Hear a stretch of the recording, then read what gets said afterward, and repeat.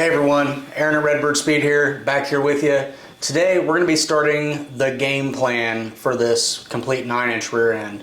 So I'm going to rapid fire throw a lot of information at you, so hang in there. We're going to cover all of this in all these other episodes, so don't let this overwhelm you. It sounds like a lot. There are a lot of questions when doing a custom project like this, so let's get into it. So let's say somebody calls and says, hey, I'm building a custom hot rod. I need a complete rear end for it. Okay, first question, what kind of power are you making? What are you doing? That's 600 horsepower, LS, whatever you're doing, it's pretty common. So it's like, okay, let's do a 9-inch. So we've identified what rear end we want. We know the horsepower level, be a good fit for what they're doing. Next question, what are you going to do for brakes? Well, the reason I ask that is these housing ends, well, you need we typically default to a big Ford New Style Torino housing end. We've shot videos about that, so you can listen to that, but that's the reason we ask that. Are you looking for new brakes? If we're doing new construction, that's the preferred method. It's industry standard. You get the same offset, the pattern's the same, the bearing's the same. You got two choices of bearings. You got a Timken Set 20 or a one-piece sealed ball bearing. However, it's kind of the industry constant. All the major manufacturers, brake manufacturers, rear end manufacturers, everybody likes to use that end.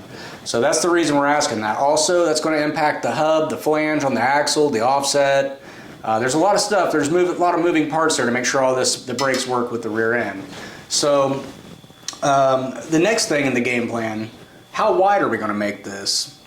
Wheel to wheel. So if you tell me it's a 69 Camaro and you need it 60 inches wheel to wheel factory, we don't have to discuss that. You're building a custom hot rod, stick some wheels and tires up under there and say, I need it 65.5 inches wide.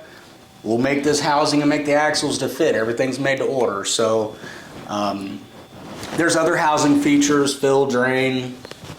There's a variety of things, powder coat. There's a lot of things you can do. So that's the next thing. How wide are we going to make this rear end? Next, bolt pattern and the stud size. So if you are running a Chevy 4 3/4 bolt pattern, like a Camaro Chevelle Nova, 5 on 4.5, like a Mustang, it's a very common Ford pattern. We need to know that. If you're running something up front, like let's say one of the major manufacturers, like Bear or Willwood, they're going to come with half 20 studs up front, so you probably want half 20 studs in the rear. See any other features on the axles, like access holes or any of that. We need to talk about that because if you got an internal parking brake, you need the access hole. Got to make sure all that works together. As far as the housing goes, you got different options of like a stamp style housing, this hybrid style housing. You have the M9 fabricated can. There's a lot of options for 9-inch housings that are available. So just depends on what you want to do there also. Some people need the appearance. Some people like the appearance of the fabbed housing. Don't really need it, but they like the appearance. Some people want the Banjo style. That's another one that's available. So if you got a Tri-5 Chevy and you want to put a 9-inch in it and you want it to look somewhat like stock, you could do the Banjo style housing. So it appears to be more original. So that's an option also. So there's a lot going on with the housings. We discussed brakes a little bit. That's another thing. So just making sure that the brakes are going to work with what you have. Do you want black calipers, red calipers, drilled slotted rotors? What size are your rims? Do you need an 11-inch to clear a 15-inch rim? You're running some 20s and you want a 14-inch 6-piston kit. There's a lot of options for brakes, different manufacturers, different levels of pricing, availability. There's a lot of stuff going on there, so these are all questions that we're going to ask. And one of the things that a lot of people forget about is suspension. Now this housing has no brackets on it, so you could do a 2.5-inch flat perch for, like I don't know if you had like a Mopar application or a truck, or you're running cow tracks and you need a 2.5-inch flat perch and box them in. You could slide 4-link brackets on these tubes, weld them on or leave them loose. You can mock it up, do whatever you're doing. You can do it like this with no brackets.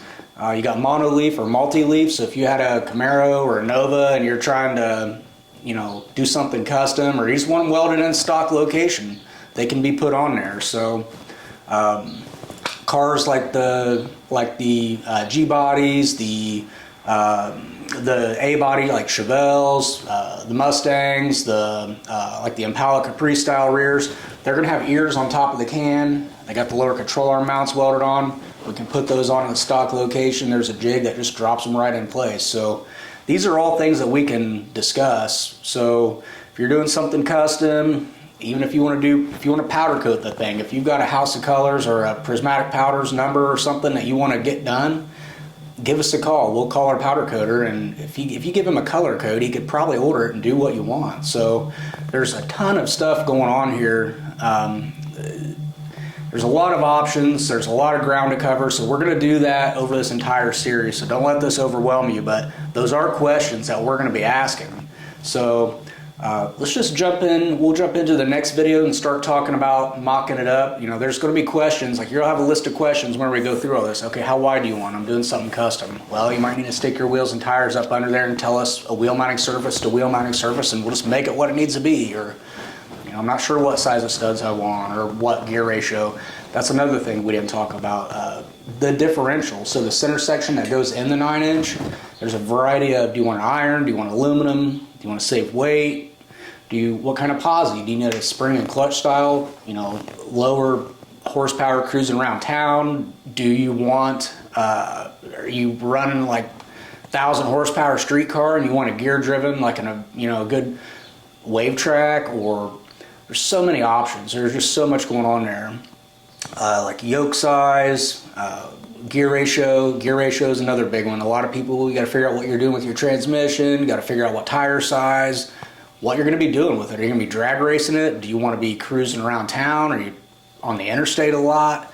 There's a lot of questions that you're going to have, and we're going to cover all that in this series. So I don't want to go ramble on too long, and I don't want to lose you here. So just hang in there. We'll start covering a lot of ground here. If you have any questions, as always, reach out. Our phone number is 260-301-2424. You can get us at redbirdspeed.com. We're on all the major social media outlets.